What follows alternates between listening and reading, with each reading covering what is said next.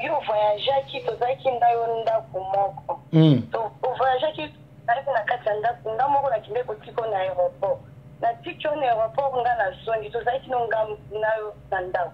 o voyage comme pour la photo et comme ba mindondo bele bon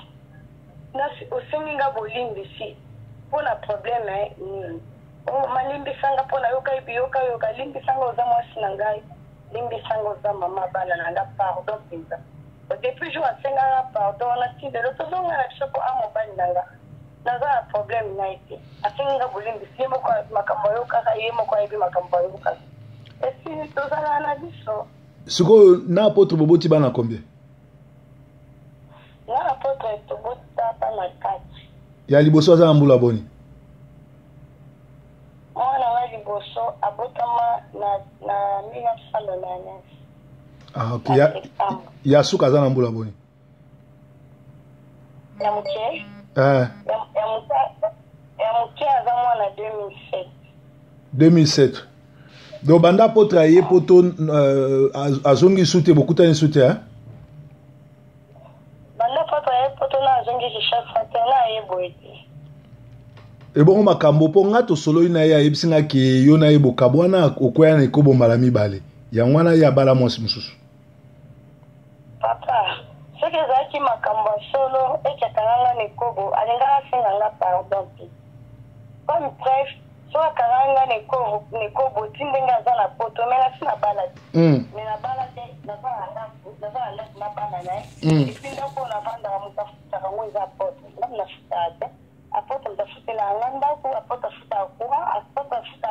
afutaka mai donc apôtre azokipaka na biso ana ndako ka ndenge ya mobali azokite mwasi na ndako azosinzela ye bambongo ka ndenge mobali asala so aza voyage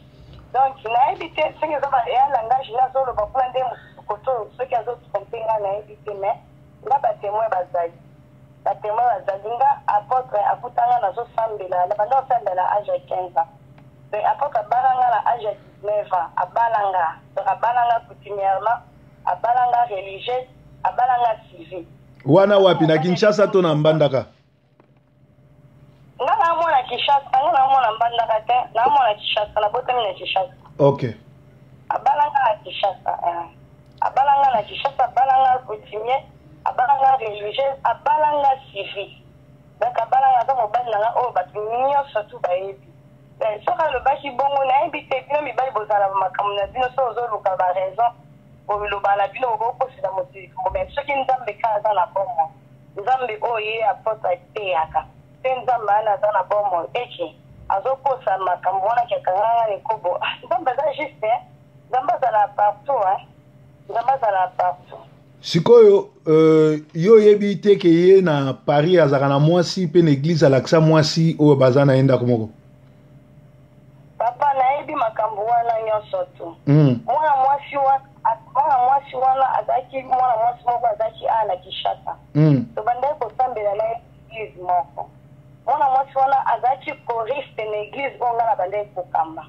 mwana mwasi wana ntango ayaka na église ayaka na zemi mobali na akufaka nga nde motu nayambaka ye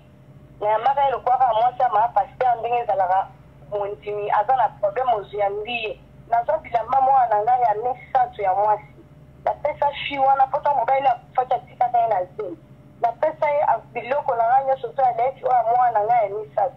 napesa ye nayamba fi wana nazopesa ye bambongo nazopesa ye baconseil ke zala yika mpi kosalelaka nzambe akotika o te nzambe akobatela o mais et après baluka apôtre akomi kovivre na fi wana na Kinshasa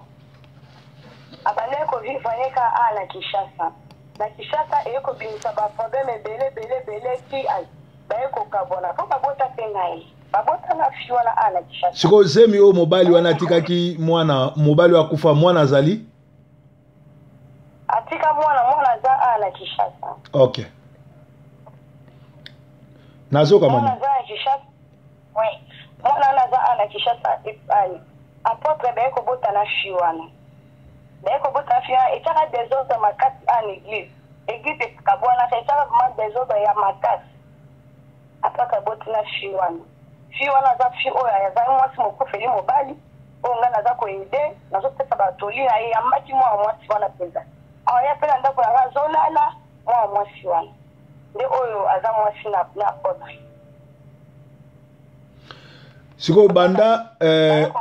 me ndenge nini apotre atiki yo abengisi ye awa epuis yo likambo wana ogera yango ndeni? Bon, ntango apotre abengisi ye aye kuna nga atiki nga papa na ogera yango ndeni nga naza mwasi nazwaki deja bashoki nazwaka bashoki ya makasi mais gloire à Dieu parce que nasambela nzambe na banda kosambela deja naza mwana moki na banda deja kosambela nde salaki nzambe asunga nga nazala ndenge naza kivu. Donc ekaka nga shoki ya makasi ezalaka shoki ya makasi ezala na famille ti na kati église donc ebujaka na kati na église. Siko église décision église ya Kinshasa kuna décision nini bazwa?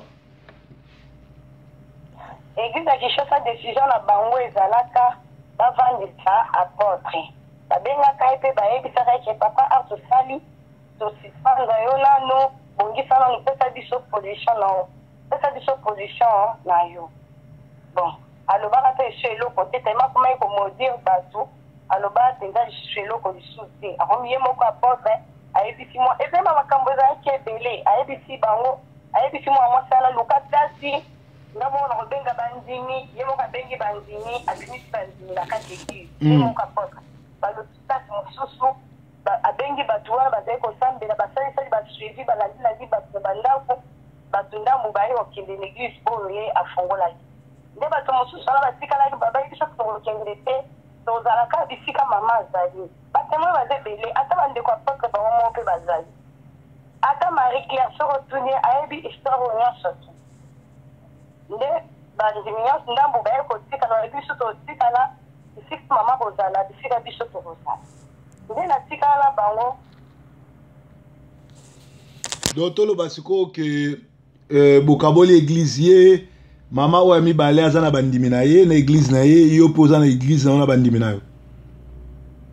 Tokaboli église te biso nyonso te tozalaka na église ya apotre mais nga sikoyo nasambelaka na ngambo mosusu oyo natikala na bandimi wana mpona koyoki osambela na église wana mosusu kuna te wana aza makango apotre aza mwasi apotre te apotre abala ye te apotre akende kobala mwasi anani azalaki mama apotre akendaka te mama apotre azalaka na feti wana te feti apotre azalaka na feti wana te bon mwasi apotre te nga na koyoki evuna te nga natikala bisika oyo nga natikala oyo apotre atikala nga kosambela nde natikala na nga wana nakomi kosambela bon nde par après naye koyoka bamakambo ebele te mwa mwasi wana famille na bango mpe ezalaka ya bakisi mwa mwasi wana famille na bango eza ya bakisi mobali na ye ntango evoyagaka akendaka mbandaka famille ya mobali na ye famille na ye mwasi basalela mobali liboki bapesi mobali alie liboki ntango apesi kolia liboki aye kokufa na butu wana toyei koyokaki famille wana nde moto abomaki mobali so basalelaka ye kisi yango esali refu nde toyei koyoka après ke asalela ye bakisi na bapriere ka nde nzambe azorebele biso asalela apotre kisi basalela apotre kisi. Sikoyo yo etanke mama le bosola na apotre otunaki nini mpona asocie na dossier wana ndenge azalaka na mwasi mosusu mpe azokamba église? natunaka ye abi na nga ye aza mwasi na ye te mama wana azalaka mwasi na nga te mwasi na nga ezalaki yo wana eza erreur oyo nasalaka erreur nayebi te nini ekotisanga na makambo oyo me mwasi na nga oyo nzambe ayebi oyo bato bayebi eza yo nzambe asa reproche nga na boyi nakende na nga lifelo po yo nde oza mwasi na nga nga na bisava oyeba eza te nga nde na mwasi na siko yo ozovanda na mwanana na kati ya ndako pokwa parceke yo oza na ye ndako moko nga naza nga moko nga naza nga moko na bana yo oza kuna oza marie nga siko koto naza na célibataire naza na bana ote na osa de toutes les façons nalongwa nabenga na ye. En tout cas, il faut que les gens na ba prière. Les gens na ba prière pour éviter les ko sakite na yendo yebi na éviter le saka na kota na makambo na nazo yebasi. Keza wana sikoyo ba mama Paris balobi eza na moto azosalelo makambo ya voyage soki ndeni kuna? Pardon? Balobi eza na bato motu moko bapesi mbongo na Paris ya kozwa yo démarche kuna eza ndeni? Démarche nazozela ye aya boy maman Augustine nazo zele aya boy sokita ye ndeto foyeba osala ba démarche likambo te ngala ngai na yo kepa na yo masolo tout osololi na record dango na koyokisa ye po epa na ngai awanganaki ozoka mama